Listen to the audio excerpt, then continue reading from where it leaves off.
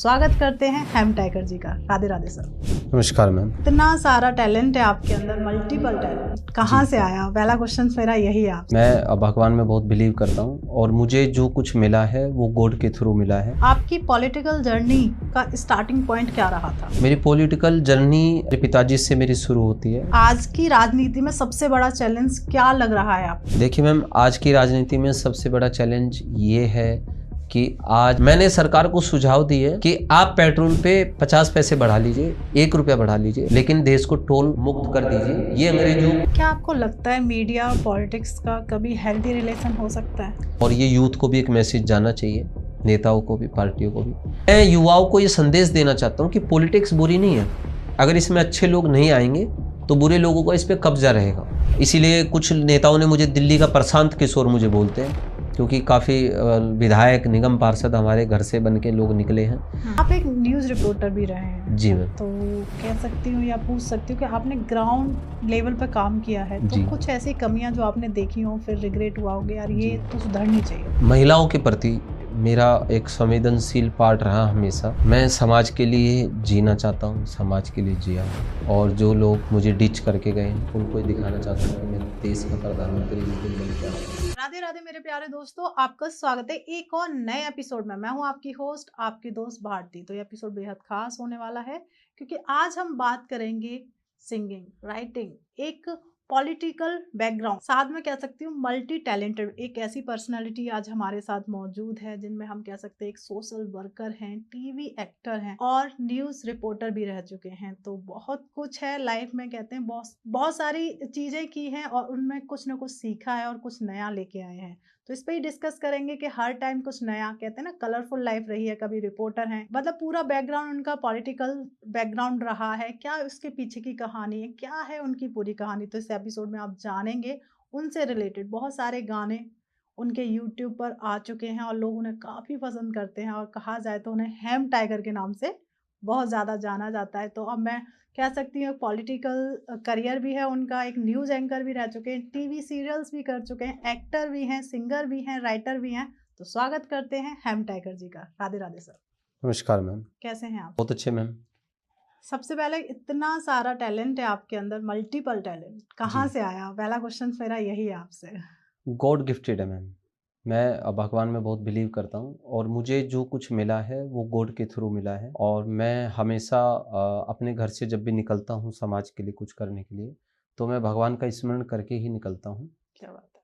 तो वो मुझे रास्ता जो भी आगे अख्तियार करते हैं उन्हीं के थ्रू होता है। आपकी पॉलिटिकल जर्नी का स्टार्टिंग पॉइंट क्या रहा था? मेरी पॉलिटिकल जर्नी मेरे पिताजी से मेरी शुरू होती है। मेरे फादर जिस समय मैंने घर में जन्म लिया उस समय से वो राष्ट्रीय स्तर के नेता रहे हैं। विश्वनाथ प्रताप सिंह जी जो देश के प्रधानमंत्री रहे हैं, उनका और हमारे पिताजी का घरेलू रिलेशन था।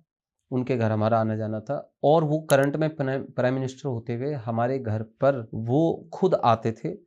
और जब से हमने बचपन से पॉलिटिक्स को जाना है, हमारे पिताजी बहुत कद्दावर नेताओं में जाने जाते हैं हिंदुस्तान के। तो मेरे पिताजी नंदराम बागड़ी जी उनका नाम है, देश के कद्दावर नेताओं में वो रहे हैं। मैंने अपनी लाइफ से उनसे बहुत कुछ सीखा है। मेरी सिस्टर 2 बार निगम पार्षद रही बीजेपी से, सुशीला बागड़ी जी उनका नाम है, और वो भी मेरे लिए प्रेरणादायक रही हैं। और मैंने उनके साथ रह के प्रशासन को चलाना सीखा। पिताजी के साथ रह के समाज को किस तरीके से समाज में हमने वर्क करना है वो सीखा। मैं एक छोटा सा किस्सा आपको बताना चाहता हूँ। देश के आदरणीय प्रधानमंत्री जी वीपी सिंह जी की किडनी एक डैमेज हो गई थी, तो डॉक्टर ने उनको बोला था कि इनको बकरी का दूध पिलाना है। तो हमारे पिताजी को वहाँ से फ़ोन आया प्रधानमंत्री कार्यालय से कि बागड़ी जी जो है आप राजा साहब के लिए एक बकरी का इंतजाम करिए। तो हमारे पिताजी 1 दर्जन बकरी यहाँ से ले गए, जबकि 1 बकरी की आवश्यकता थी वहाँ पे। तो ये उनका एक भाव था। तो बाद में राजा साहब ने पूछा, बागड़ी जी एक ही तो बकरी की आवश्यकता थी, आप 1 दर्जन बकरी ले आए, मैं आपका ऋणी रहूँगा। हमारे पिताजी ने कहा, नहीं सर, मैं एक बहुत छोटे स्तर का कार्य करता हूँ और देश के प्रधानमंत्री होते हुए आपने मेरे घर आकर जनता की सुनवाई करी, मेरे साथ बैठ के भोजन किया, ऋणी मैं आपका हूँ। तो ऐसी भावनाओं से प्रेरणा लेके हमने देश में राजनीति करी, देश में समाज में कुछ सीखा। तो मैं हमेशा मेरे पिताजी आदरणीय नंदराम बागड़ी जी का जो है वो सदा उनके नक्शे कदम पर चल के और देश के सर्वोच्च पद पर पहुंचना चाहता हूं, ऐसे देश का प्राइम मिनिस्टर बन के। और मैं आपसे भी चाहता हूँ, आप मेरे लिए दुआ करिए बिल्कुल कि बिल्कुल मैं देश का प्रधानमंत्री बनूं और मैं देश के लिए कुछ अच्छा करूं। क्या बात है। तो मेरा जो लाइफ जर्नी पॉलिटिकल शुरू हुई, तो मैंने अपने पिताजी को देखकर ही अपनी लाइफ में पॉलिटिक्स को बहुत नज़दीक से जाना। तो हेम सर, आज की राजनीति में सबसे बड़ा चैलेंज क्या लग रहा है आपको? देखिए मैम, आज की राजनीति में सबसे बड़ा चैलेंज ये है कि आज जो कार्यकर्ता होते हैं किसी भी पार्टी के, वो विधायक या सांसदों के चमचे बनकर रह जाते हैं। और पॉलिटिक्स, मेरा मानना है, जो मैंने अपने पिताजी से सीखा है, कि पॉलिटिक्स को समाज के लिए करना चाहिए। हमने हमेशा पदों की भूख से ऊपर उठकर राजनीति करी है, इसीलिए आज भी हिंदुस्तान के कई स्टेटों में पब्लिकली हम एज ए लीडर के रूप में जाने जाते हैं। मेरी सिस्टर खुद 2 बार निगम पार्षद रही भारतीय ओके। जनता पार्टी से, हम्म और दिल्ली में वर्क्स कमेटी की चेयरपर्सन रही। हम्म उन्होंने कई ऐसे कानून मजदूरों के लिए बनाए जी। एमसीडी के अंदर, जो पॉसिबल ही नहीं थे। एजेदारी प्रथा जिस समय एमसीडी में थी मजदूरों के लिए, तो हमारी सिस्टर के थ्रू उस एजेदारी प्रथा को ख़त्म किया गया था। हमारे पिताजी ने दिल्ली के कई ऐसे जे कॉलोनियों में, वीपी सिंह जी प्रधानमंत्री थे, उनके थ्रू सीवर लाइन डलवाने का काम उस दौरान किया था। तो मैंने बचपन से उस चीज़ को देखा है, जाना है कि किस तरीके से समाज के लिए जिया जा सकता है, राजनीति की जा सकती है बगैर पद के भी। मैंने जो अपनी लाइफ की जर्नी शुरू करी, तो आज भी मैंने किसी पार्टी में कोई बड़ा पद नहीं लिया, लेकिन उसके बाद भी आज भी कई पार्टियों के सीनियर लीडर मुझे हेम टाइगर के नाम से पर्सनली जानते हैं, क्योंकि मैंने हमेशा सामाजिक मुद्दों पे उनसे चर्चा करी, समाज के काम के लिए गया। मैंने कभी किसी पार्टी से कोई पद की लालसा आज तक नहीं करी।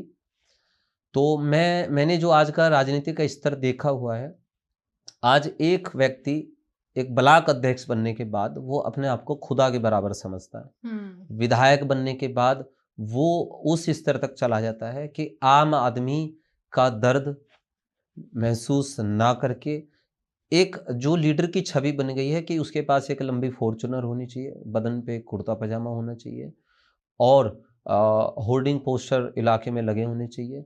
जबकि हमने जो राजनीति सीखी है, दिल्ली के आदरणीय साहिब सिंह वर्मा जी एक कद्दावर नेता रहे, मुख्यमंत्री रहे, उनसे भी हमारा फैमिली रिलेशन रहा, और हमने उस व्यक्ति को मुख्यमंत्री पद पे होते हुए हमने उनको जमीनी स्तर पर लोगों की चिंताएं करते हुए देखा। रामविलास पासवान जी के हमारे घरेलू संबंध थे, हमारे घर पे रामविलास पासवान जी का आना जाना था। हालांकि आज रामविलास पासवान जी के बेटे भी राजनीति में हैं, लेकिन रामविलास पासवान जी जैसे गुण शायद अभी उनके अंदर नहीं है। रामविलास पासवान जी ने एक नारा दिया था कि राष्ट्रपति का बेटा हो या चपरासी की संतान, सबको शिक्षा एक समान। इसी स्तर को लेके मैंने भी एक अभियान चलाया हुआ है। मैं चाहता हूं कि जो मेरी पर्सनली इच्छा है, मैं इस देश का प्रधानमंत्री पद तक पहुंचना चाहता हूं, जनता के थ्रू, भगवान के थ्रू, अपने काम के थ्रू। और कुछ लोग मुझसे कहते हैं कि हेम भाई ये एक नामुमकिन चीज़ है। मैं कहता हूं कि ये एक मुमकिन चीज़ है। अगर हम जनता के लिए अच्छा काम करेंगे तो जनता मुझे वहां तक पहुंचाएगी। बिल्कुल। मैं प्रधानमंत्री इसलिए बनना चाहता हूं देश का कि मैं प्रधानमंत्री पद पर बैठने के बाद कुछ देश के कानून बदलना चाहता हूं। जैसे अभी मैं जो अभियान चला रहा हूं, देश के कद्दावर नेताओं से मिल चुका हूं। मैं आदरणीय देश के हमारे प्रधानमंत्री नरेंद्र मोदी जी को भी लिखित रूप में दे चुका हूं कि देश को टोल मुक्त किया जाए। एक आदमी को यहाँ से हरियाणा जाना है, करनाल जाना है दिल्ली से, रास्ते में 4 जगह टोल पड़ते हैं, पेट्रोल से ज़्यादा टोल लग जाता है। अगर मैं एक सवाल मैम आपसे करता हूँ, जनता से करता हूँ, आपके चैनल के माध्यम से, कि अगर किसी व्यक्ति के पास मात्र इतना पैसा है, इमरजेंसी है, उसे दिल्ली से बाहर जाना है, उसने पेट्रोल भरवा लिया है, तो उसको टोल पार नहीं करने दिया जाएगा अगर उसके पास एक्स्ट्रा 200 रुपये नहीं होंगे। तो अगर उसने कोशिश भी करी किसी इमरजेंसी में जाने की, तो उसके साथ मारपीट की जाती है, गुंडागर्दी की जाती है। ये एक अमानवीय व्यवहार है। आप सोचिए, करोड़ों की गाड़ी में, लाखों रुपए की गाड़ी में बैठ के कोई इंसान जा रहा है, पढ़ा लिखा है, किसी अच्छे ओहदे पे है, वकील है, डॉक्टर है, पत्रकार है, लीडर है, कुछ भी है XYZ, परंतु एक 200 रुपए के पीछे अगर उसको टोल पे बदनाम किया जाएगा, उसके जो है वो उसको सम्मान नहीं दिया जाएगा, या उसने जो पद सम्मानित 200 रुपए के पीछे भी मैंने देखा यूपी के अंदर एक वकील को टोल पे पीट दिया गया, उससे माफी मंगवाई गई, वीडियो काफी वायरल हुई। और बाद में 200-250 वकील अगले दिन वहां पहुंचे, उन्होंने उस टोल पे अपना विरोध जताया। लेकिन उस समय जिस समय वकील को पीटा जा रहा था, आप सोचिए उस समय उसके सम्मान को कितनी ठेस पहुंची होगी कि एक 200 रुपए के पीछे उसको वहां जलील किया गया, गुंडागर्दी की गई।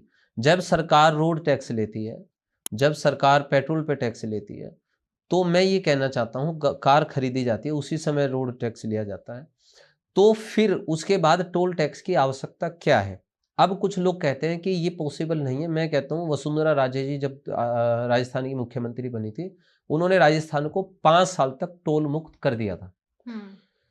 तो ये पॉसिबल है। मैंने सरकार को सुझाव दिए कि आप पेट्रोल पे 50 पैसे बढ़ा लीजिए, 1 रुपया बढ़ा लीजिए, लेकिन देश को टोल मुक्त कर दीजिए। ये अंग्रेजों का बनाया हुआ कानून था व्यापारियों के लिए, और वो आज भी चलता आ रहा है, ये देश पे थोपा जा रहा है। बिल्कुल, पर कई तरीके से सरकार इसमें अपना काम कर रही है। एक ऐसा योजना आई है जिसके थ्रू मुझे लगता है टोल आपको 10 से 12 रुपए के अप्रॉक्स पड़ रहा है, जिसमें आपको 3000 रुपीज़ में 200 राइड्स मिल रही हैं। तो कहीं न कहीं मुझे लगता है सरकार काम कर रही है। देखिए मैडम, आपने बहुत अच्छा क्वेश्चन करा। मैं सरकार के कामों की तारीफ करता हूँ, लेकिन मैंने जो अनुभव किया है कि जिस समय हाईवे पे 80% जो एक्सीडेंट होते हैं, कम से कम 50% लोगों की डेथ हो जाती है, वो खराब सड़क के कारण एक्सीडेंट होते हैं। बिल्कुल। वहाँ पे लाइटों का प्रबंध नहीं होता, गड्ढे होते हैं, वो उबड़-खाबड़ सड़कें होती हैं, जिनके कारण बैलेंस गाड़ी का बिगड़ जाता है और लोगों की ज़िंदगी पे बात बन जाती है। तो अगर टोल का जो रेवेन्यू इकट्ठा होता है, अगर उससे जनता को फ़ायदा होता है, तो फिर ये हाईवे पे एक्सीडेंट खराब सड़कों के कारण, लाइटों के कारण क्यों होते हैं? मेरा ये मानना है कि टोल प्रक्रिया जनता पे एक थोपा हुआ कानून है, शोषण है, इसे रोका जाना चाहिए। बिल्कुल। और मैं सरकार से फिर से मांग करूँगा, नहीं तो कभी जीवन में मुझे देश का प्रधानमंत्री बनने का मौका मिला, जनता के माध्यम से, भगवान के माध्यम से, तो मैं निश्चित रूप से इस देश को टोल मुक्त करने का काम करूँगा। ओके, पर आज की पॉलिटिक्स में सच बोलना जी। रिस्की का काम हो गया, मतलब सच बोल ही नहीं सकते। आज की जो पॉलिटिक्स है मैम, जैसे मैंने पहले बताया कि जो लोग अभी राजनीति में आ गए हैं, मैं आपके चैनल के माध्यम से उनको सलाह भी देना चाहूँगा कि राजनीति को जनता के लिए करिए, समाज के लिए करिए। व्यक्तिगत रूप से अगर आप अपने नाम को निखारना चाहते हैं, उसके लिए राजनीति में मत आइए। आप देश का और जनता का समय व्यर्थ मत करिए, बेड़ा गर्क मत करिए। आज के समय में हमने जो दौर देखा है, डॉक्टर साहिब सिंह वर्मा जी के साथ हमने काम किया, रामविलास पासवान जी, लालू यादव जी, शरद यादव जी, कद्दावर नेताओं के साथ मिलके हमें इस देश में काम करने का मौका मिला। तो मैंने जो उनसे सीखा, एक मैं आपको वाकया बताना चाहता हूँ। डॉक्टर साहिब सिंह वर्मा जी के साथ हम दिल्ली के सराय रोहिला रेलवे स्टेशन उनको ड्रॉप करने के लिए गए थे। वो कहीं जा रहे थे दिल्ली से बाहर, तो रास्ते में हमारी उनसे बात हो रही थी। तो वो चिंता कर रहे थे गाड़ी में चलते हुए कि अगर सड़क पे कोई बस किसी साइकिल वाले को कुचल देती है, तो सरकार उसे कितना मुआवजा देती है।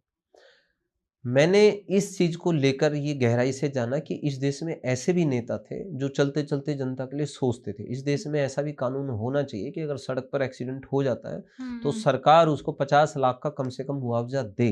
एक जान की कीमत तो कम से कम इतनी होनी चाहिए। बिल्कुल। लेकिन सरकार या प्रशासन का ध्यान चालान काटने में ज़्यादा है, लोगों की केयर करने में कम है। बिल्कुल।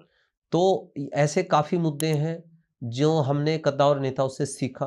मैं जब एज़ ए रिपोर्टर काम करता था, तो काफ़ी नेताओं के मैं इंटरव्यू लेता था। दिल्ली में एक नेता थे सज्जन कुमार जी, कांग्रेस के बहुत बड़े लीडर हैं। मेरा सौभाग्य था कि मैंने एक बार उनका भी इंटरव्यू लिया। तो मैंने उनसे एक पहला सवाल यही किया था कि मैं आपसे राजनीतिक गुर क्या सीख सकता हूँ? तो उन्होंने मुझे बताया कि कभी भी जीवन में करो तो सच्चाई की राजनीति करिए। डॉक्टर साहिब सिंह वर्मा जी से हमने बहुत कुछ सीखा। रामविलास पासवान जी से हमने गरीबों के लिए लड़ना सीखा, और वीपी सिंह जी जो देश के प्रधानमंत्री थे, उनसे हमने ये सीखा कि एक देश का प्रधानमंत्री होने के बाद हमारे जैसे मामूली कार्यकर्ता के घर पे वो खाना खाने के लिए आए, और उन्होंने वहाँ बैठकर 4 घंटे तक हमारे घर पे लोगों से मुलाकात करी, उनके दुख दर्द को जाना। तो आज की जो पॉलिटिक्स है वो सिर्फ पदों के लिए है। लोग एमएलए बनना चाहते हैं, निगम पार्षद बनना चाहते हैं, मंत्री बनना चाहते हैं, वो यहीं तक सीमित है। मेरा जो टारगेट है, मेरा टारगेट है कि मैं किसी एमएलए का चमचा ना बना, ना कभी बनूंगा, ना किसी विधायक का चमचा बना, ना सांसद का। मेरे पिताजी ने मुझे सिखाया कि बेटा स्वाभिमान से राजनीति करनी है, अगर लीडर बनना है तो पदों से ऊपर उठना पड़ेगा, जनता के लिए जीना पड़ेगा, जनता के लिए मरना पड़ेगा। बिल्कुल। जैसे आप बहुत सारी मतलब पार्ट जो आपने बहुत अनुभवी लोगों के बारे में बताया, बहुत सारी जी पार्टीज आती हैं जिनके साथ जी आपने कहीं ना कहीं सानिध्य में उनके काम किया है। जी। कभी ऐसा हुआ है कि आपने उनके जो पॉइंट ऑफ व्यू हो उनको डिसएग्री किया हो कि ये नहीं होना चाहिए? देखिए, मैं आपने जब सवाल किया मैम, तो मैं कहना चाहता हूँ अरविंद केजरीवाल जी दिल्ली का एक बहुत बड़ा चेहरा रहे, बिल्कुल। अच्छे इंसान हैं। लेकिन अरविंद केजरीवाल जी से एक मिस्टेक हुई। हम्म। उन्होंने जिन लोगों को टिकट दी, वो लोग लीडर नहीं थे। एक बार मैंने अंबेडकर जयंती समारोह में शामिल हुए थे, तो मेरी भी उनसे मुलाकात हुई थी वहाँ। और मैंने उनको सलाह देने की कोशिश करी थी कि सर, आपके इर्द गिर्द जो लोग हैं वो अनुभवहीन लोग हैं, और ये अनुभवहीन लोग किसी दिन आपकी पार्टी का नुकसान कर देंगे।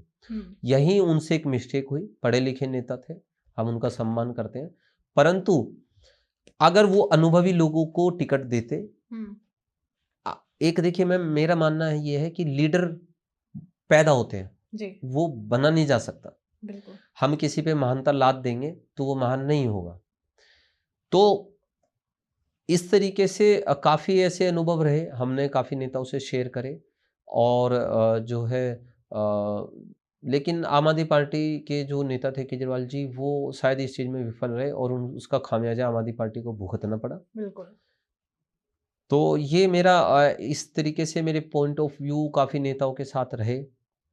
और अभी मैंने जैसे दिल्ली के आदरणीय मुख्यमंत्री श्रीमती रेखा गुप्ता जी जब मुख्यमंत्री बनी थी, तो मैंने उनको भी लिखित रूप में एक सुझाव दिया था कि दिल्ली के अंदर जितने प्राइवेट हॉस्पिटल हैं उनका सरकारीकरण कर दिया जाए, जितने प्राइवेट स्कूल हैं उनका सरकारीकरण कर दिया जाए, क्योंकि जनता को इन हॉस्पिटलों में और इन स्कूलों में वो सुविधाएं नहीं मिल रही। यहाँ पर मनमाने तरीके से जनता से फीस वसूली की जा सकती है, और कर रहे हैं लोग, बिल्कुल कर रहा है। है ना। तो मैं ये सुझाव दे के आया हूँ। अगर ये सुझाव मान्य होगा तो ठीक है, नहीं मैं जिस दिन देश का प्रधानमंत्री बनूंगा तो मैं निश्चित रूप से इस देश के अंदर एक भी प्राइवेट स्कूल, एक भी प्राइवेट प्राइवेट हॉस्पिटल नहीं रहने दूंगा।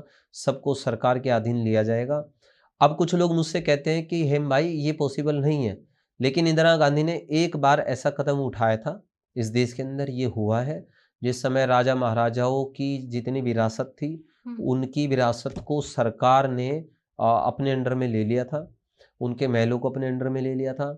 और उसके अलावा पूरे देश के अंदर बैंकों का सरकारीकरण कर दिया गया था।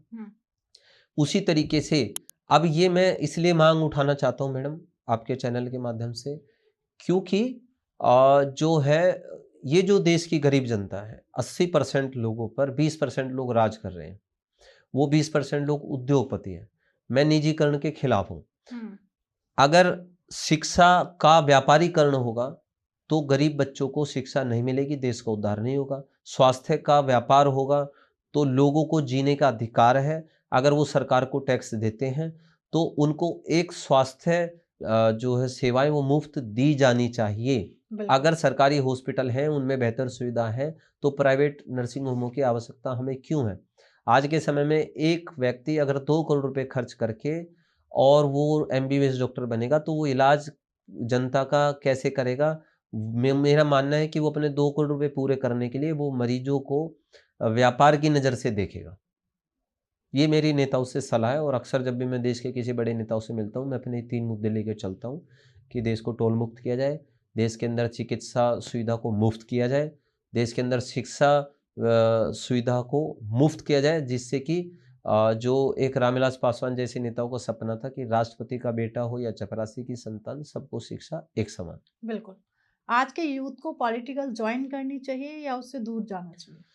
बहुत अच्छा सवाल है मैम, और मेरे काफ़ी शिष्य इस इंटरव्यू को देख रहे होंगे। मैंने काफ़ी युवा बच्चों को प्रेरणा दी है, और मैं हमेशा हर किसी को जो भी मेरे लाइफ में आता है, मुझे दिल्ली का लोग प्यार से, जो नेता मुझे जानते हैं वो दिल्ली का प्रशांत किशोर बोलते हैं, क्योंकि मैंने जो भी मेरी लाइफ में आया मैंने उसको एक प्रेरणा दी कि आप पॉलिटिक्स ज्वाइन करिए, समाज के लिए करिए, विधायक बनिए, निगम पार्षद बनिए। और ये मुझे गॉड गिफ्टेड है, मैं भगवान में बड़ा बिलीव करता हूँ। मुझे गॉड गिफ्टेड है कि जो लोग आज तक मेरे साथ जुड़े उनमें से काफ़ी लोग निगम पार्षद के पद तक पहुँचे, विधायक के पद तक पहुँचे, कुछ मंत्री के पद तक पहुँचे।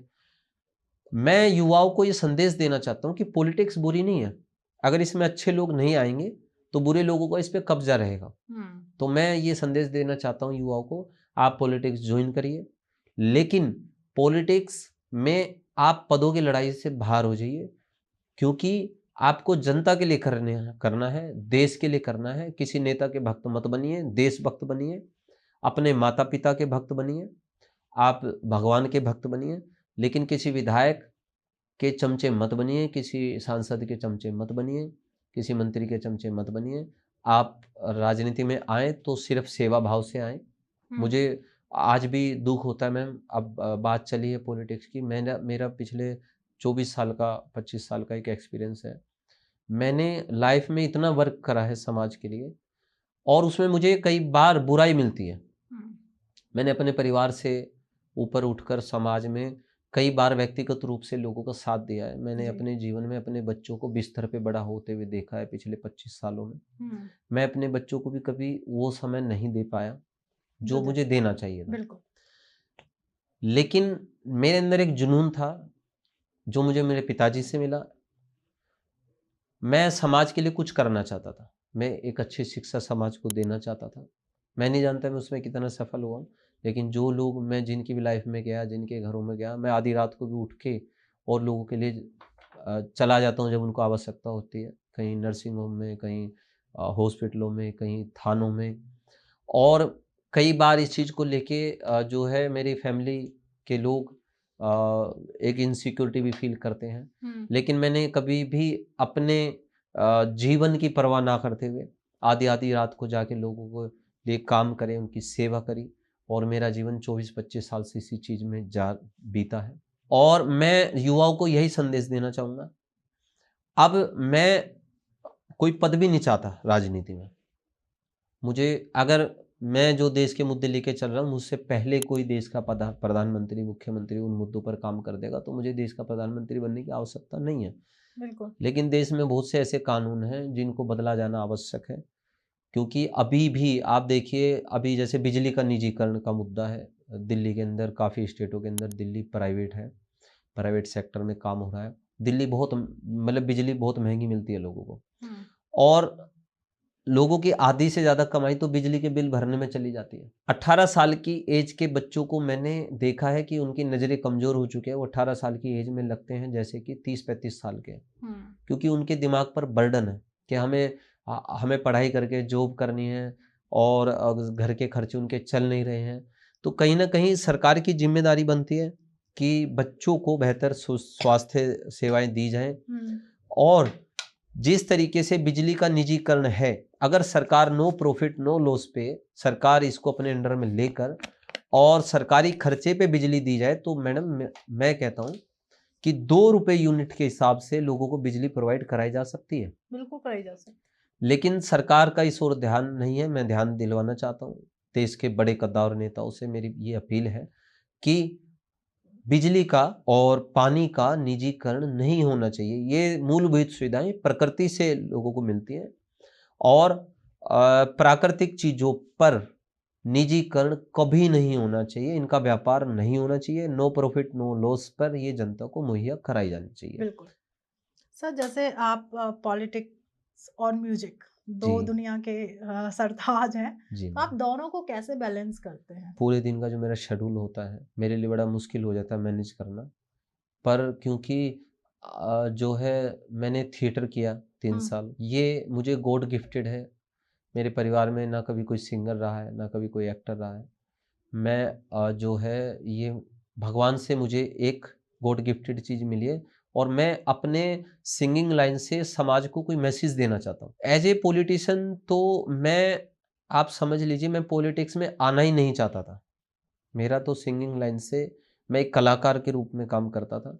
मैंने दूरदर्शन पे काम किया, मैंने ITV पे काम किया सीरियलों में, मैंने थिएटर किया, और काफ़ी जो लोग मेरे साथ उस दौरान थिएटर करते थे आज एक अच्छे मुकाम पर हैं, कलाकार हैं इंडस्ट्री में, बहुत से बहुत अच्छे सिंगर हैं। मुझे बड़ा जो है वो मेहनत करनी पड़ती है इन चीज़ों को मैनेज करने में, लेकिन मैं भगवान की दुआओं से जिन बुजुर्गों की मैं सेवा करता हूँ, मैं 17-18 साल से बुजुर्गों की सेवा भी कर रहा हूँ बगैर किसी सरकारी मदद के, तो शायद उनका आशीर्वाद है, उनकी दुआएं हैं मेरे साथ, बिल्कुल। तो मैं इस चीज़ को मैनेज कर पाता हूँ। मेरी फैमिली में मेरे लोग हैं, मेरे को सपोर्ट करते हैं, मेरी मदर है, और मेरी मदर के नाम से ही मैंने एक अपनी सामाजिक संस्था बनाई हुई है जिसको मैं रन करता हूँ, बुजुर्गों की सेवा करता हूँ, और ये बुजुर्गों की सेवा भी गॉड गिफ्टेड है, मुझे एक प्रेरणा भगवान से मिली। तो मैं जो मेरा खाली समय होता है रात को, मैं 12 बजे के बाद लगभग सुबह 3 बजे तक मैं गाने लिखता हूँ। मुझे 2 घंटे का समय सोने का मिलता है, और उस दौरान मैं अपना जो है दिन में समाज सेवा, रात को मैं अपना अपना सिंगिंग एंड राइटिंग। जी, वाओ।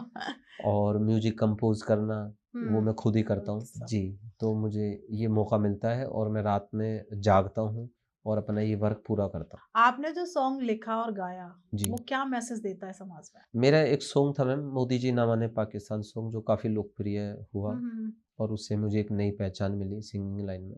ये दरअसल जिस समय ऑपरेशन सिंदूर रुक गया था, मुझे एक पीड़ा थी, हम्म। क्योंकि उस समय 27 लोगों को धर्म पूछकर मारा गया था पहलगाम में। मुझे एक पीड़ा थी, मुझे ये था कि इस समय पाकिस्तान को हम जीत लेंगे, हम्म। और ये मौका था पाकिस्तान को सबक सिखाने का, लेकिन जब ऑपरेशन सिंदूर रोका गया तो मैंने उस पीड़ा में इस सॉन्ग को लिखा।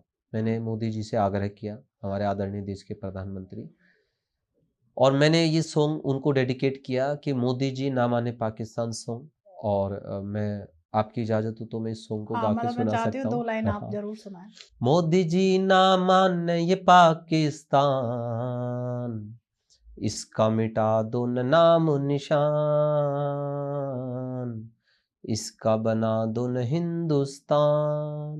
यो हवाई जहाज हाईजैक करावे, आतंकियों ने यो छुड़वावे, यो हो रहा शैतान,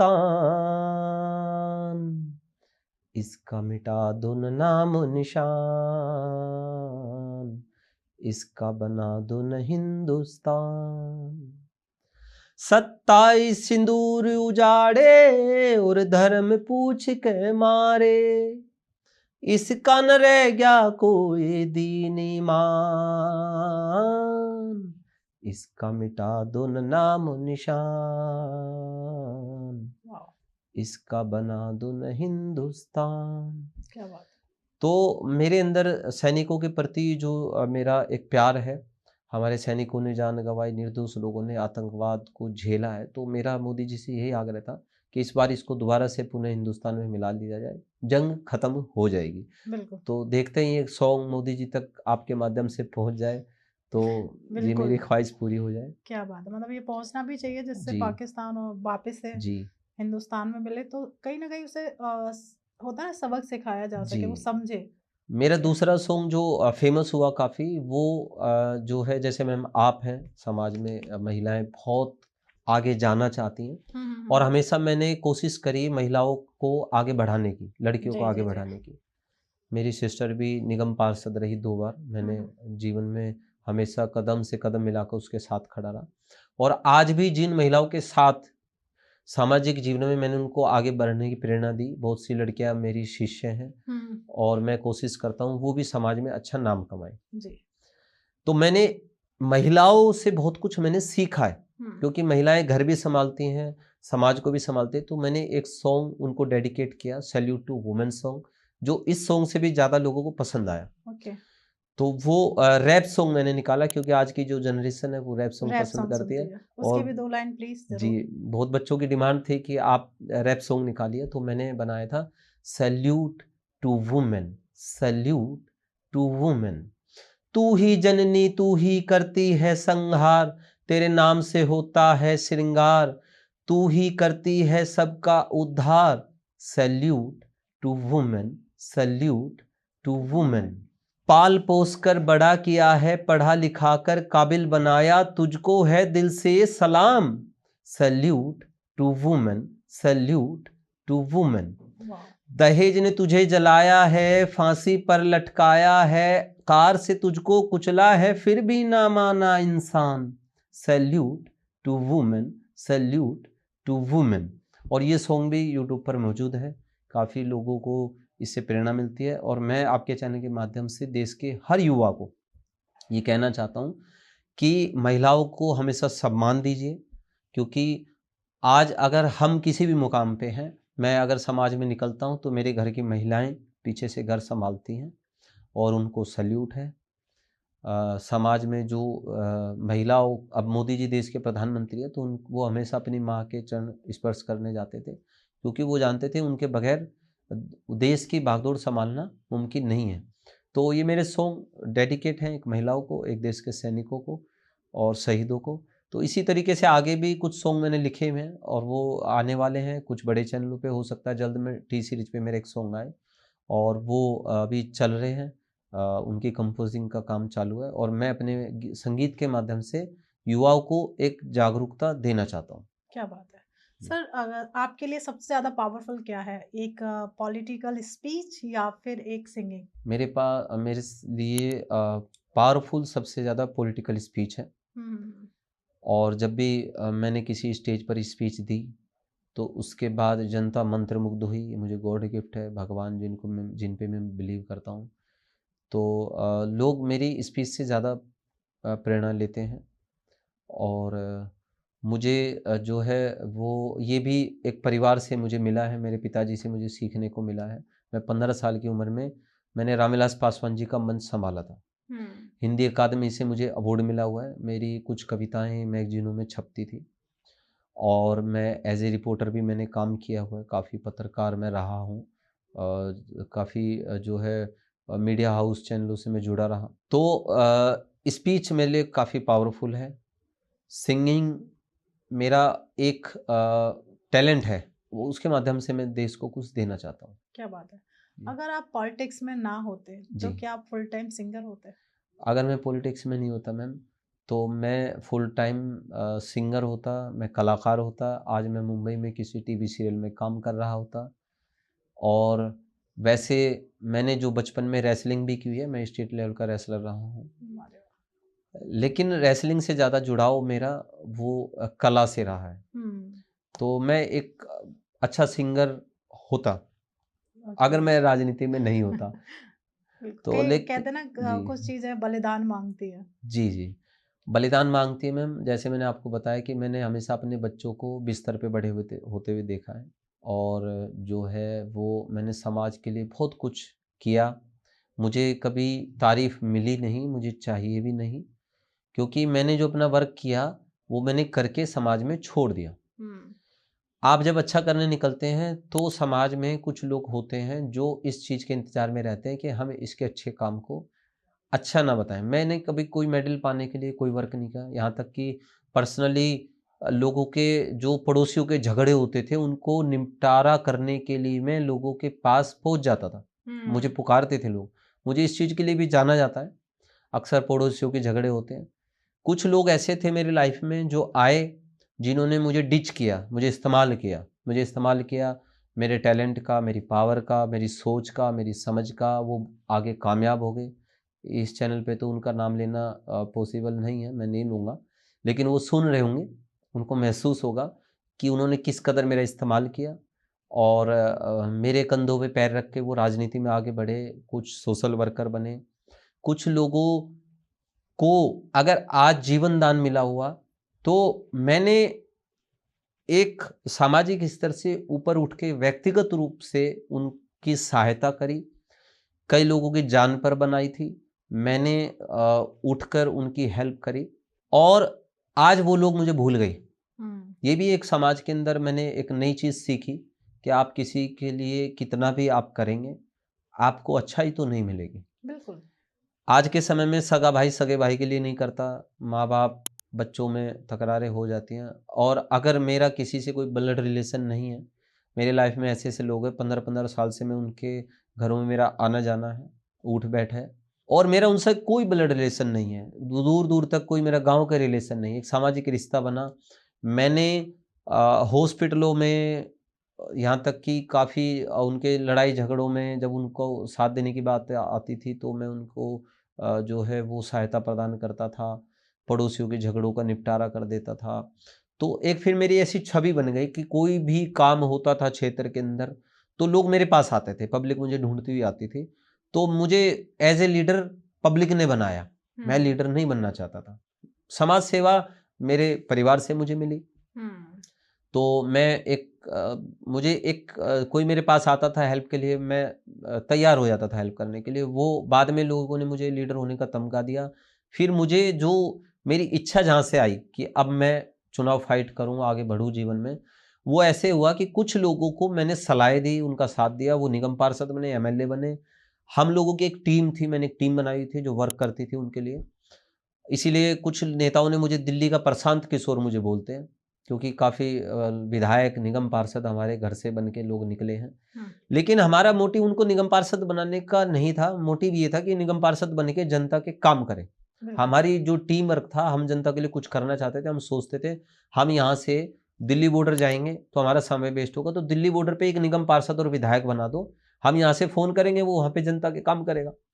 लेकिन वो पॉसिबल नहीं हो पाया मैडम। वो पॉसिबल इसलिए नहीं हो पाया, वो लोग आए, फिर वो पैसे की भूख, पावर, वो कुर्सी पे बैठे थे, कुर्सी उनके सर पे बैठ गई। मतलब पावर का नशा, पावर का नशा। अब उनकी पावर का नशा उतारने के लिए, उनको ये दिखाने के लिए कि एज ए लीडर जब मैं सीट पे आऊँगा तो मैं वो काम करूँगा जनता के लिए जो उन्होंने सोचा नहीं है, जो हमने। हालांकि देखिए, जिन लोगों को मैंने आगे बढ़ाया, मैंने कभी उनको गिराया नहीं, क्योंकि हमारे पिताजी ने हमें एक सोच दी थी कि बेटा जो पेड़ तुम लगा दो उसको उखाड़ना नहीं, वो तुमने लगाया उसे सींचो। लेकिन वो लोग जो मेरे कंधों पर पैर रख के आगे बढ़े, आज वो कहीं समाज में खड़े होकर ये भी नहीं बोलते कि हेम भाई की वजह से आज हम इस पोजीशन पे हैं। उनको लगता है कि लोग फिर उनको ये कहेंगे कि शायद उनका कद घट जाएगा। लेकिन ये जरूर है कि जितना मैंने उनको सिखाया या समझाया वो उतना ही बढ़ पाए, उससे आगे का रास्ता अब उनको नहीं मालूम, वो वापसी बैक आ गए। ये मतलब कहीं ना कहीं जो मुझे लगता है अगर किसी ने आपके लिए अच्छा किया है उसका हमेशा प्रशंसा करनी चाहिए, उसको एक ओहदा देना चाहिए।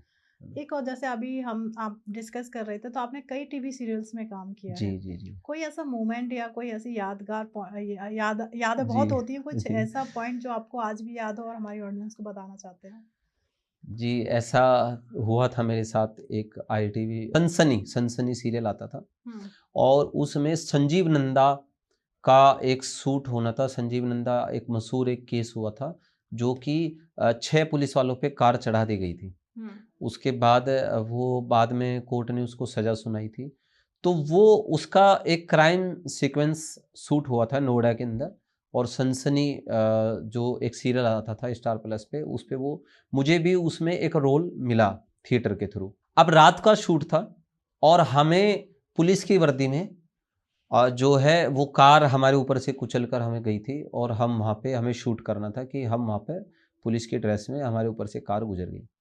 अब आप यकीन मानिए मैम, रात के 12 बजे वो सीन शूट हो रहा था और उस समय पहली बार ऐसा हुआ कि कैमरा ऑन था, शूट चालू था, कार को वहाँ से गुजरना था और पता नहीं कहाँ से कुछ जिसको हम बोलते हैं कीड़े, बहुत मोटे मोटे कीड़े थे, वो आ गए और वो हमें डिस्टर्ब करने लगे। और वो कभी हमारे शर्ट के अंदर चले जाते थे, कभी हमारे हाथों पे आ जाते थे और हम उनसे घबरा रहे थे, डर रहे थे।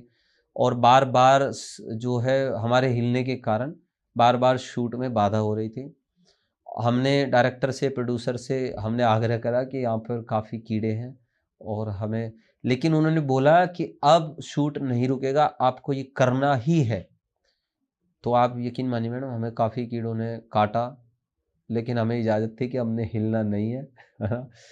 तो ये एक मेरी लाइफ का एक वो था जो दर्दनाक मोमेंट भी कह सकते हैं, यादगार मोमेंट भी कह सकते हैं। यादगार मोमेंट था। और इसके अलावा काफ़ी ऐसे लड़के थे जिन्होंने मुझे हर्ट ऐसे किया कि मेरे काफ़ी अच्छे लिंक मुंबई में हुए।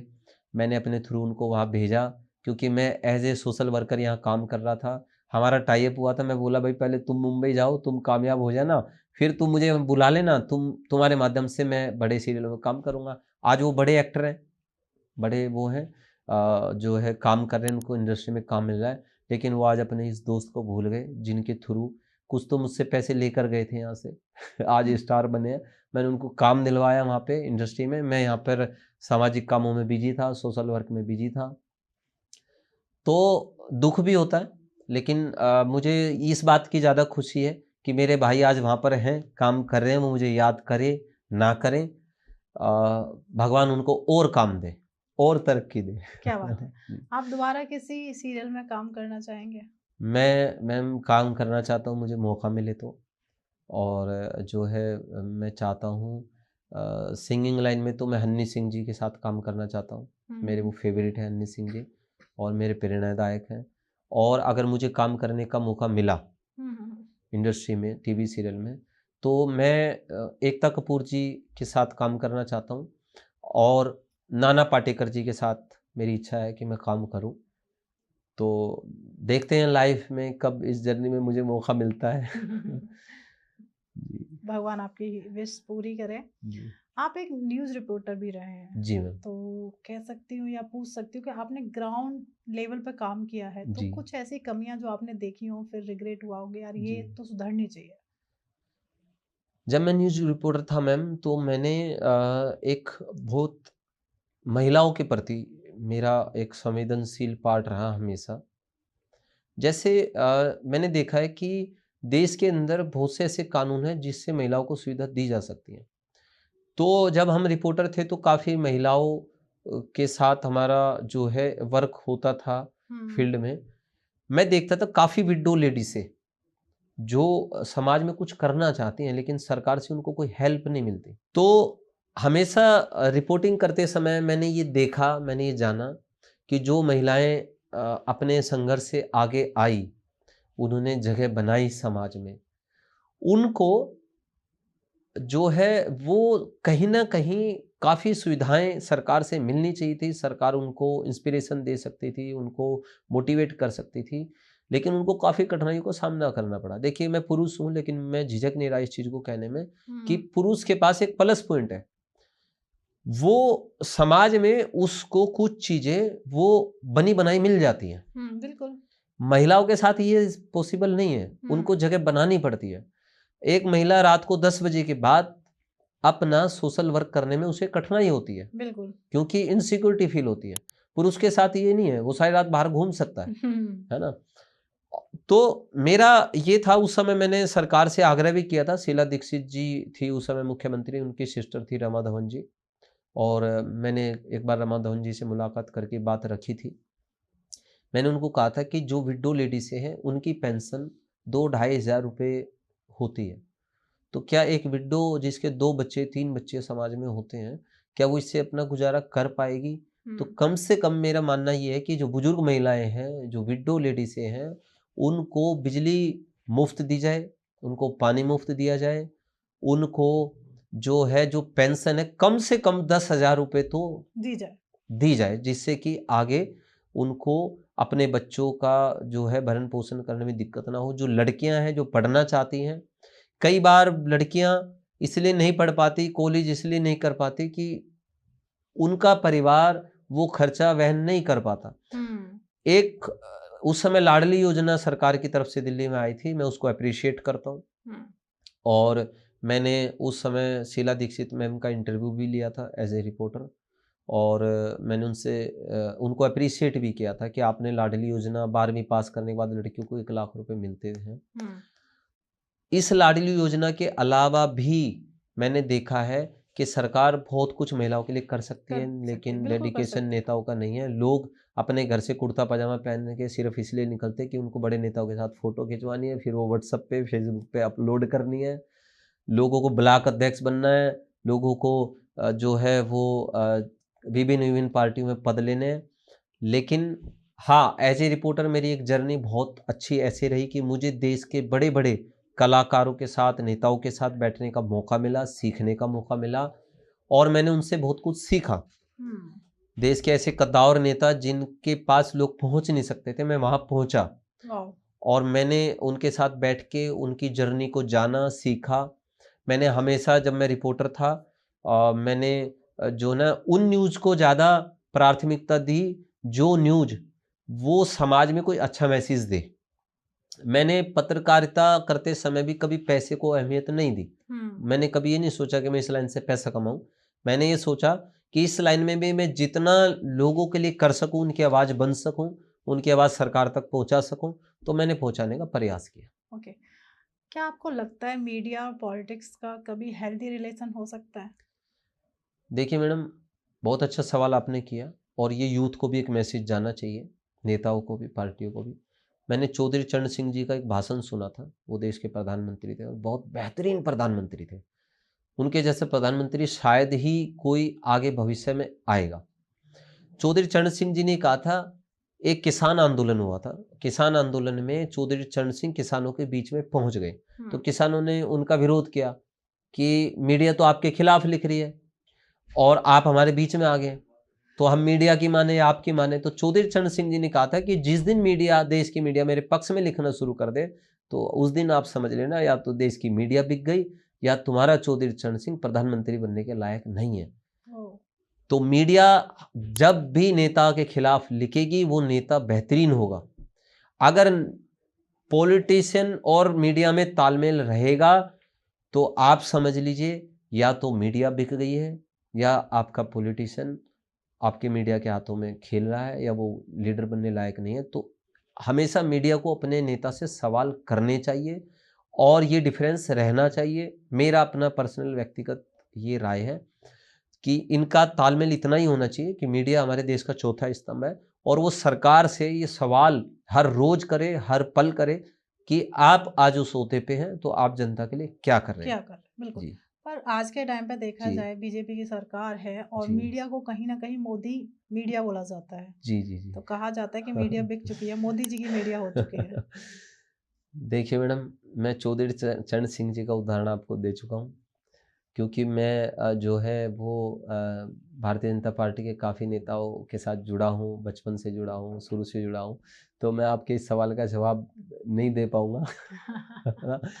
लेकिन मैंने चौधरी चरण सिंह जी के उदाहरण से ये समझा दिया कि मीडिया और नेता में इतना गैप जरूर होना चाहिए कि इनकी दोस्ती इतनी ही होनी चाहिए कि एक कप चाय पीने के बाद मीडिया अपने नेता से सवाल करने की हिम्मत रखे कि आप इस पोस्ट पे जनता ने बिठाए, तो आपने जनता के लिए क्या किया है या क्या करना चाहिए। बिल्कुल। अभी बात करते दौरान आपने एक बात और बताई थी कि आपने एक सेवा करते हैं, जी बुजुर्गों को तीर्थ स्थल की जी मैम, जी पहुंचाना, मतलब एक बुजुर्ग सेवा आप करते जी हैं। मैम, ये क्या एक संस्था आपने बना रखी है या जी फ्री सेवा, किस तरीके से आप दे रहे हैं? मैम, ये मेरी लाइफ का वो पार्ट है, एक इमोशनल पार्ट है, हम्म, जो मैं अपनी पॉलिटिक्स, अपनी कलाकारी, अपनी सिंगिंग और अपने लेखन, सारी चीज़ों से अलग रखता हूँ। यहाँ तक कि अपने परिवार से भी अलग रखता हूँ। हुआ क्या, जिस समय मेरी सिस्टर निगम पार्षद थी, उस दौरान जो है मैं, एक बुजुर्ग महिला मेरे पास पेंशन बनवाने के लिए आई। मैं उनकी पेंशन किसी कारणों से नहीं बनवा पाया। उस बुजुर्ग महिला ने मुझे एक बात कही कि बेटा, ऐसी राजनीति को छोड़ दो। अगर आप किसी एक बुजुर्ग की पेंशन नहीं बनवा सकते, तो ऐसी राजनीति को आप मत करिए, छोड़ दीजिए। मुझे वो बात हर्ट कर गई, हर्ट करी, और मुझे वाकई में ये लगा कि मैं एज ए पॉलिटिशियन, मैं जिस दौड़ में शामिल हूँ, क्या वाकई में क्या मैं जनता के दर्द को समझ सकता हूँ। मैंने वहाँ से बुजुर्गों के दर्द को समझने का प्रयास करा। इनकी एक लाइफ है कि 60 साल के बाद इनकी लाइफ से मनोरंजन खत्म हो जाता है, इमोशन खत्म हो जाते हैं, इनका परिवार भी इनको समय नहीं देता है। तो मैंने एक, इन लोगों से एक मेरा जुड़ाव होने लगा। वो बात मुझे डिच कर गई, मेरे दिल पे लगी। वहाँ से मैंने एक ठानी कि मैं कुछ जीवन में करूँ, क्या करूँगा वो एक अलग पार्ट है, लेकिन मैं अब अपनी लाइफ का बाकी का हिस्सा बुजुर्गों की सेवा में गुजारूंगा। मैंने इन्हीं से पूछा कि मैं आपके लिए क्या कर सकता हूँ, तो इन्होंने मुझे बोला, वो जो मुझे बोलते थे, जैसे कुछ बुजुर्गों की एक इच्छा होती थी कि वो घूमना चाहते हैं, तो मैं, मेरे साथ जो पॉलिटिशियन जुड़े हुए थे, जो कुछ लोग जुड़े हुए थे, बिजनेसमैन जुड़े हुए थे, तो मैं उनसे आग्रह करता था कि यार आप मुझे बस प्रोवाइड करा सकते हैं, मैं बुजुर्गों को तीर्थ यात्राएं कराना चाहता हूँ। क्या आप मुझे इनके लिए कपड़े दान कर सकते हैं? क्या आप इनके भोजन की व्यवस्था कर सकते हैं? मैं हफ्ते में एक बार भजन कीर्तन का आयोजन कराता था, वहाँ सारे बुजुर्ग बैठते थे, इनके मनोरंजन का आयोजन करते थे हम। और फिर उसके बाद मैं इन्हीं से पूछता था कि हम आगे आपके लिए क्या कर सकते हैं। जब ये घूमने की इच्छा जाहिर करते थे तो हम अपने ही दोस्तों से संपर्क करके इनके लिए बस का अरेंजमेंट कराते थे, भोजन की व्यवस्था करते थे। और फिर उसके बाद हम इनको जगह जगह तीर्थ यात्राओं पे ले जाना हमने शुरू करा। जी। कुछ लोगों ने मुझे कहा कि आप सरकार से भाई मदद लीजिए। मैंने सरकार से मदद इसलिए नहीं करी कि मैं कभी अपने जीवन पे अपने नाम पर ये नहीं लगाना चाहता था कि मैंने बुजुर्गों की सेवा के लिए सरकार से कोई मदद मांगी। मैं मांगूंगा तो ऊपर वाले से मांगूंगा, क्योंकि मैं गॉड में बिलीव करता हूँ, भगवान में बिलीव करता हूँ, जिनको भी मैं मानता हूँ उनकी वजह से आज आपके सामने हूँ। मैंने बुजुर्गों की सेवा सिर्फ इसलिए करी कि ये मेरा एक इमोशनल पार्ट है। और मैं यही कहता हूँ समाज से कि बुजुर्गों, क्योंकि अब देखिए मेरे साथ जितने मेरे शिष्य जुड़े हुए थे, वॉलेंटियर जुड़े हुए थे, वो जब मेरे साथ इस पार्ट में मेरा साथ देते थे तो एक हमने महीने में एक ऐसा हम पार्ट बनाते थे जहाँ पर हम इनकी किस्से कहानियाँ सुनते थे, बुजुर्गों से पूछते थे कि आप अपनी लाइफ के कुछ पार्ट हमें बताइए। तो पता मैडम मुझे एक गाना याद आता था कि मेरा दुख कितना कम है, संसार में इतना गम है। इनकी जब लाइफ के पार्ट सुनते थे मुझे एक किस्सा याद आता है, मैं उन माता का नाम तो नहीं बताऊंगा। वो माता रोते रोते अपने जीवन का किस्सा बता रही थी कि 7 साल की उम्र में उनकी शादी उनके घर वालों ने कर दी थी। उसके बाद 12 साल की उम्र में उनके हस्बैंड की डेथ हुई। फिर उसके बाद 16 साल की उम्र में उनकी दूसरी शादी करी। फिर 20 साल की उम्र में उनके दूसरे हस्बैंड की डेथ हो गई। फिर उसके बाद 25 साल की उम्र में उनकी तीसरी शादी हुई। तीसरी शादी के बाद उनको डिवोर्स लेना पड़ा। 32 साल की उम्र में उनकी चौथी शादी हुई। और समाज ने एक महिला को सिर्फ उस स्तर पे ले जाके छोड़ दिया। ऐसे बहुत से किस्से थे। जब मैं बुजुर्ग महिलाओं में बैठता था, इनके किस्से सुनता था, तो मुझे ये लगता था कि पहले बुजुर्गों की सेवा है, अब ये मेरे जीवन का एक हिस्सा है और मैं इस पार्ट को जीता हूँ। ये मेरा इमोशनल पार्ट है और मैं आज भी उस चीज़ को, मैं अगर मुझे एक मोदी जी एक बार बुलाएंगे और उस समय अगर मेरे बुजुर्गों की मीटिंग चल रही होगी और कीर्तन चल रहा होगा तो मैं नहीं जाऊँगा। तो क्या आपकी कोई फाउंडेशन है या एनजीओ है? मेरी एनजीओ है, क्या नाम है उसका? कृष्णा सोशल वेलफेयर सोसाइटी, मेरी मदर के नाम से है। और जो है मेरे फैमिली के लोग उसे संभालते हैं। मैं उसका जो है रिटर्न में अब उसका मैंने त्यागपत्र उससे दिया हुआ है, क्योंकि मैं ये भी नहीं चाहता कि मुझे उस एनजीओ से भी कोई लालच है। मेरी मदर के नाम पे मैंने इसलिए बनाई कि मेरी मदर की वजह से आज मैं सब कुछ हूँ। और अगर मुझे हेम टाइगर नाम दिया गया है तो शायद मेरी मदर ने इस टाइगर को पैदा किया। ये श्रेय उनको जाता है। बिल्कुल। तो मेरी मदर आज भी, मैं घर से निकलता हूँ तो उनसे आशीर्वाद लेके निकलता हूँ। जो भी मैंने समाज में किया उन्हीं के माध्यम से किया, इसलिए मेरी जो सोसाइटी का नाम है वो मेरी मदर के नाम पर है। मैं 2-3 रैपिड फायर हैं जो आपसे करना चाहती हूँ। जी। आज की पॉलिटिक्स में सबसे ज्यादा एक्टिंग कौन करता है, नेता या एक एक्टर? नेता। आप एक वर्ड में अपनी पर्सनैलिटी को डिस्क्राइब करें। मैं समाज के लिए जीना चाहता हूँ, समाज के लिए जिया हूँ और जो लोग मुझे डिच करके गए हैं उनको ही दिखाना चाहता हूँ कि मैं देश का प्रधानमंत्री जिस दिन बन के आऊँगा तो भी मैं समाज के लिए जीऊँगा। कभी ऐसा समय आया कि आपको लगा कि अब मैं पॉलिटिक्स छोड़ दूं, अब सिंगिंग लाइन में ही जाऊं? मैंने पॉलिटिक्स, सिंगिंग लाइन, कलाकारी सब छोड़ दिया था मैंने, और ये पार्ट मैंने किसी को बताया नहीं, लेकिन आज मैं बताता हूँ। मैं डिप्रेशन में चला गया था। मैं लगभग 6 से 7 साल मैंने डिप्रेशन में गुजारे। रीज़न ये था मैम कि हम एक जिन लोगों के बीच में रहते थे समाज में, एक के बाद एक लोग मुझे इस्तेमाल करके आगे निकलते गए। वहाँ जाकर मुझे ये लगा कि अब शायद मैं इस समाज के लायक नहीं हूँ या समाज मेरे लायक नहीं है। तो फिर मैंने डिसाइड किया कि मैं अब अध्यात्म से जुड़ूंगा। मेरा मोटिव था, मैंने 7 साल सोमवार के फास्ट रखे और मैं उस स्तर पर पहुंच गया था कि मैं जिस दिन फास्ट नहीं रखता था तो उस दिन मैं बेचैन हो जाता था। तो फिर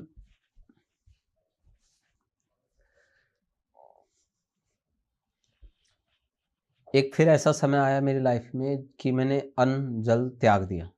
ओह।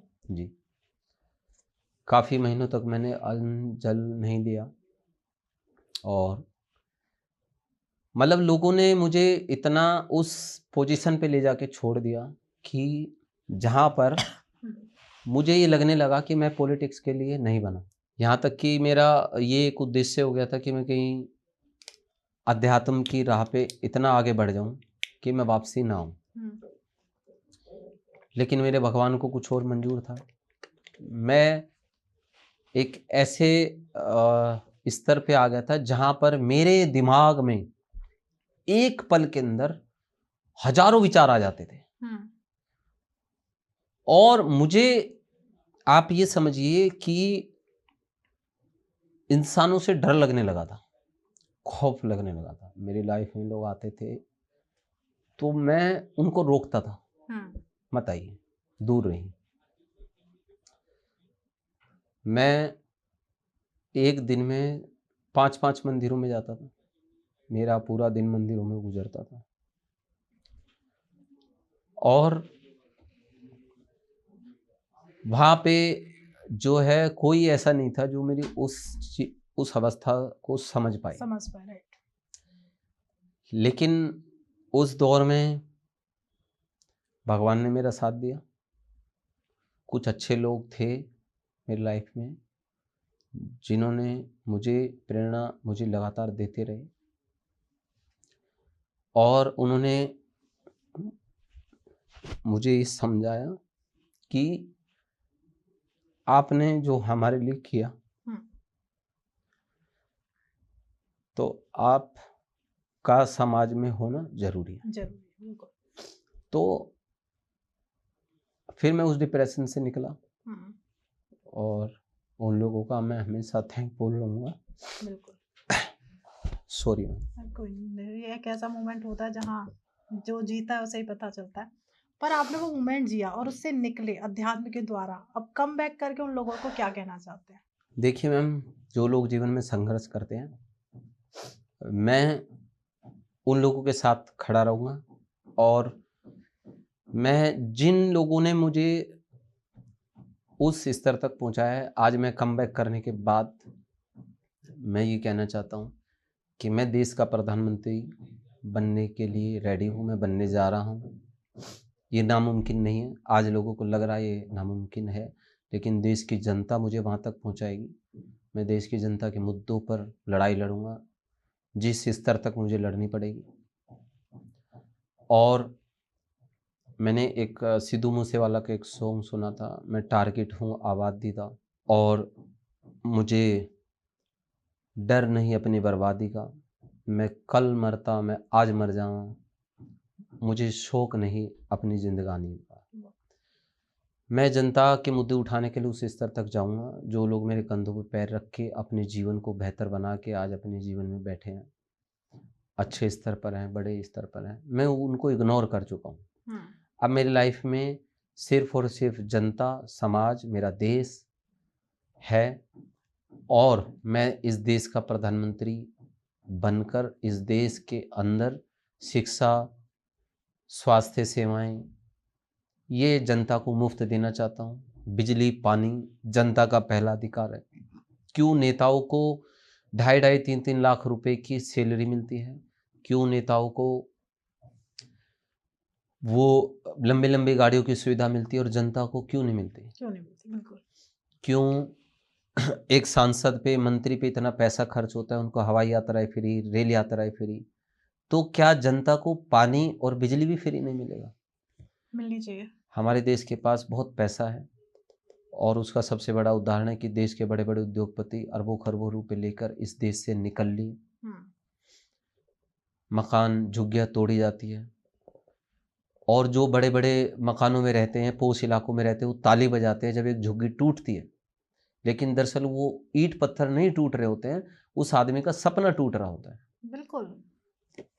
और ईंट पत्थरों से मकान नहीं बनते। आज मैंने देखा है समाज के अंदर लोग बड़े बड़े इलाकों की तरफ भागते हैं, महंगे इलाकों की तरफ भागते हैं, करोड़ों रुपए के फ्लैट खरीदते हैं। वो इसलिए कि वो गरीब आदमी से दूर हो, उनको एक लाइफस्टाइल चेंज करना है। लेकिन मैं ये आपके चैनल के माध्यम से, आज इस पॉडकास्ट के माध्यम से कहना चाहता हूँ, लाइफ स्टाइल ईंट पत्थरों में रहने से चेंज नहीं होता। लाइफ स्टाइल लोगों के बीच में रहने से, लोगों की जिंदगी को बदलने से चेंज होता है। मैं हमेशा सुभाष चंद्र बोस जी का अनुयायी हूँ। सुभाष चंद्र बोस जी से हिटलर ने खड़े होकर हाथ मिलाया था, लेकिन जब भी वो देश के अंदर उस आदमी ने कदम रखा, उस महान शख्सियत ने, उनको नेताजी के नाम से जाना जाता था, वो साधारण कपड़ों में आया, उसने साधारण जीवन जिया। एक उन्होंने सिविल सर्विसेज का एग्जाम क्लियर किया और वो नौकरी नहीं की, उसको छोड़ दिया। उनसे पूछा गया कि आपने सिविल सर्विसेज का एग्जाम क्लियर करके आईएएस की ज़िंदगी जी सकते थे, आपने क्यों नहीं जी? तो उन्होंने जवाब दिया, ये तो सिर्फ मैं अंग्रेज सरकार को, हिंदुस्तानियों को टैलेंट दिखाना चाहता था कि हमारे अंदर टैलेंट है, लेकिन मैं इनकी गुलामी पसंद नहीं करूँगा।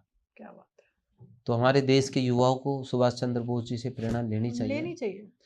एक मैं और बहुत आज मैंने देखा है कि हम अपने शहर को पेरिस बनाना चाहते हैं, न्यूयॉर्क बनाना चाहते हैं। सरकार और नेता भी इसी उसमें लग जाते हैं कि झुग्गी हटाओ, कुत्ते बिल्ली हटाओ, गायें हटाओ, भैंस हटाओ। लेकिन मैं कहना चाहता हूँ कि हमारे देश की जो संस्कृति है वो पेरिस में क्यों नहीं लागू होती? उनको हमसे प्रेरणा लेनी चाहिए। हमारा देश इतना महान है, हमारे देश की इतनी संस्कृति इतनी महान है। शराब हटाओ अभियान चलाओ, गुटखा अभियान चलाओ कि गुटखा हटाओ अभियान, शराब हटाओ अभियान। अभियान क्या चल रहा है कि कुत्ता हटाओ अभियान, बिल्ली हटाओ अभियान। जबकि हम पौराणिक कथाओं से पढ़ते हुए आते हैं, मैं अध्यात्म से काफ़ी समय से जुड़ा रहा। मैं ये कहना चाहता हूँ कि शंकर जी के साथ जानवर मौजूद हैं, हमारे जितने देवी देवता है सबके साथ जानवर मौजूद है, और शंकर जी के साथ तो पूरी एंटी है। वो कहते हैं कि मिलजुल कर रह सकते हैं।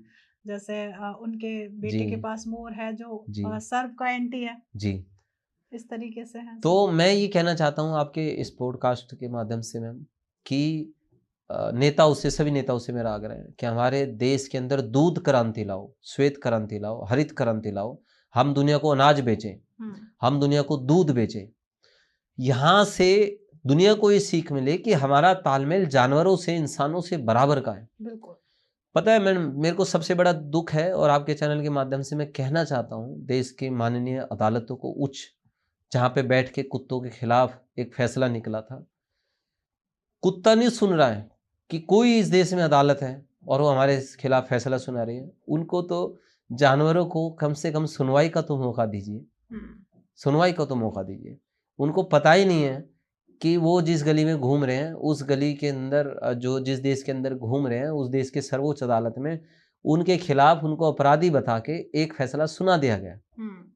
आप सोचिए, जब कुत्ते को उठाने के लिए कोई गाड़ी आती है और वो उसको खींच के ले जाती है उठा के, तो कुत्ता सारे रास्ते ये सोचता है कि मैंने क्या कसूर किया, क्या कसूर था मेरा।